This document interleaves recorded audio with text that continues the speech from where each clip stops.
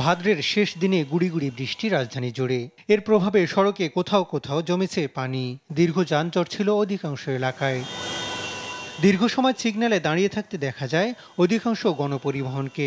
Traffic system কিছুটা ব্যাহত হওয়ায় ভোগান্তি পোহান সাধারণ মানুষ। সার্জেনগুলোরও কিছু গাফলতি আছে, যারা ট্রাফিক পুলিশ আর কি তাদেরও কিছুটা গাফলতি। তারপরে যে গাড়ি ভাড়া বৃষ্টি থাকলে গাড়ি ভাড়া বেশি বাড়ে, যেমন সিএনজি রিক্সালা এই দুইটা বেশি নেয়। এখানে অনেকক্ষণ 1 ঘন্টা হলে দাঁড়িয়ে আছে, এখনো গাড়ি পাচ্ছি না। 15-20 মিনিটের পথ প্রায় ঘন্টা 2 লাগিয়ে গেছে, আসার সময় অনেক জ্যাম হয়েছে।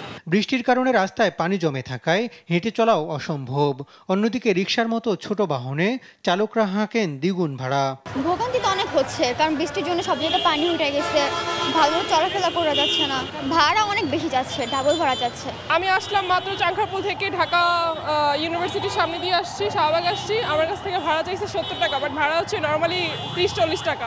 গাড়ি পাওয়া যেতেছে না, এই অসুবিধার মধ্যে ডাক্তার দেখাইতে আসছি। এখন 11টার সময় বাসায় যাওয়ার কথা, এখন বাইরে যেতেছে কয়টা 2-4টা বাজে যেতেছে, এখন যাইতে পারি না বাসায়।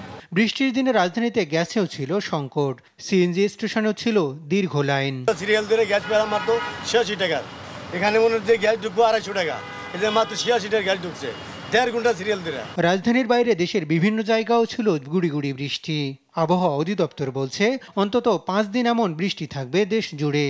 রংপুর, রাজশাহী, ঢাকা, ময়মনসিংহ, চট্টগ্রাম এবং সিলেট বিভাগের জন্য ভারী থেকে অতি ভারী বর্ষণের একটা সতর্কবাণী জারি করেছি এবং এটা হয়তো আরও এক্সটেনশন হতে পারে। গত 24 ঘন্টায় যেটা দেখেছেন আপনারা যে সবচেয়ে বেশি বৃষ্টিপাত হয়েছে চট্টগ্রামে 110 মিলিমিটার, আর সকাল 6টা থেকে দুপুর 12টা পর্যন্ত সবচেয়ে বেশি বৃষ্টিপাত রেকর্ড করা হয়েছে তেঁতুলিয়াতে 110 মিলিমিটার। তবে আমরা যে বিভাগগুলোতে ভারী বর্ষণের সতর্কবাণী জারি করেছি তার মধ্যে সবচেয়ে আবার বেশি বৃষ্টিপাতের সম্ভাবনা রয়েছে রংপুরে। 19 তারিখের পর বৃষ্টি কিছুটা কমতে পারে। এ সময় তাপমাত্রাও কিছুটা কমতে পারে বলে জানায় আবহাওয়া অধিদপ্তর। হাসান আল মাহমুদ, দেশ টিভি, ঢাকা।